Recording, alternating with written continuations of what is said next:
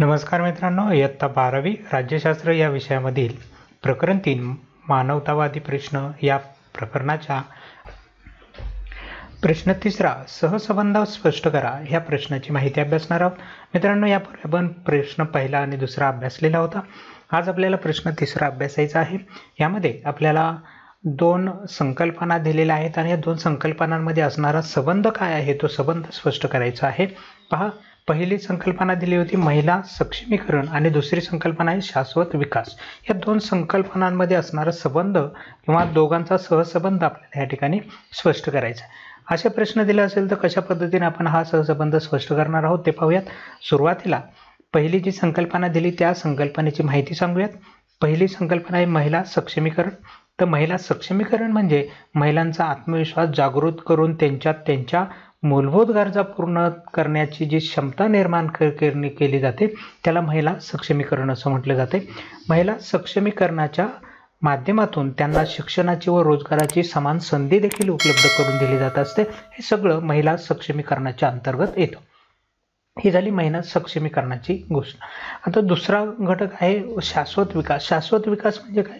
तर उद्यमशील महिला एकत्र येतात आणि स्वयंसहाय्यता गटाच्या माध्यमातून स्वतःचा व समाजाचा शाश्वत आणि कायमस्वरूपी विकास घडवून आणतात, त्याला शाश्वत विकास म्हटले जातं। असा विकास की जो कायमस्वरूपासाठी घडून आलेला असतो किंवा निर्माण झालेला असतो, तो कमी कालावधीसाठी किंवा फार थोड्या दिवसांसाठी नाही, तो कायमस्वरूपीचा होणारा बदल असतो। असा बदल या ठिकाणी जर होत असेल तर त्याला शाश्वत विकास म्हटले जातं। मग महिलांचं जर सक्षमीकरण केलं तर त्यातून शाश्वत विकास होऊ शकतो का? या दोघांचा काही संबंध आहे का? हा या ठिकाणी आपल्याला विचारण्यात आला होता। तर याच्याच संदर्भात आपल्याला सांगता येईल महिला सक्षमीकरणामुळे महिलांचा विकास होऊन त्यांच्या माध्यमातून शाश्वत विकास होऊ शकतो, त्यामुळे ह्या दोघांचा संबंध आहे किंवा ह्या दोन संकल्पना एकमेकांशी संबंधित आहे हे आपल्याला या ठिकाणी स्पष्ट झाल्याचं दिसून येतं।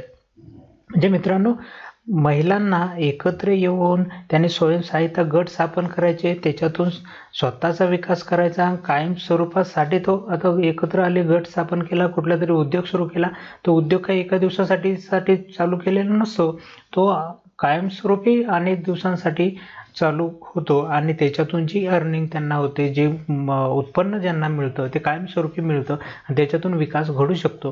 म्हणून महिलांचं सक्षमीकरण केलं तर त्यातून शाश्वत विकास घडून येऊ शकतो, हे आपल्याला स्पष्ट सांगता येत असल्याने ह्या दोघांमध्ये संबंध असल्याचं दिसून येतं।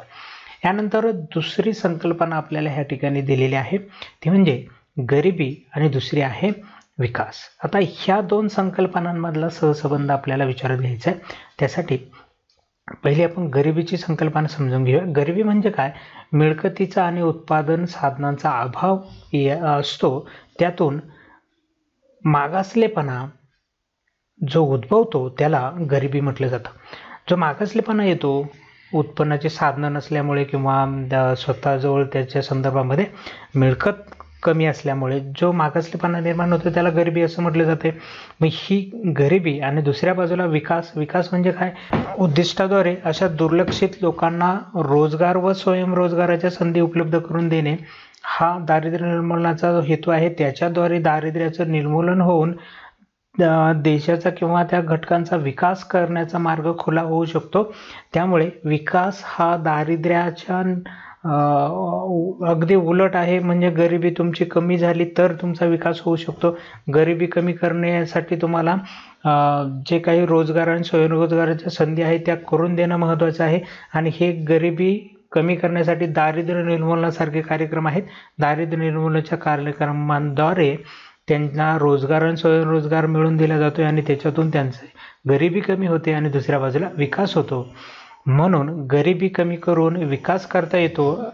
एका घटकात कमी करून दुसऱ्या घटकामध्ये वाढ करता येणे शक्य आहे। त्यामुळे दोघांमध्ये ह्या ठिकाणी सहसंबंध असल्याचं दिसून येतं। गरिबी कमी झाल्याशिवाय विकास होऊ शकत नाही, म्हणून एक गरिबी आपल्याला कमी करावी लागेल तेव्हाच त्यांचा विकास होऊ शकतो।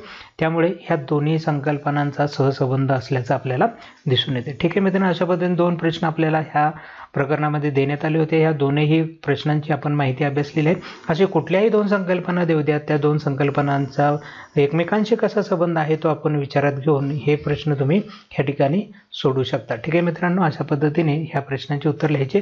चला तर मग आजचा व्हिडिओ या ठिकाणी थांबूयात, भेटूया आपल्या पुढच्या नवीन व्हिडिओमध्ये अशाच पद्धतीने इतर राहिलेल्या प्रश्नांची माहिती घेऊन। तोपर्यंत नमस्कार।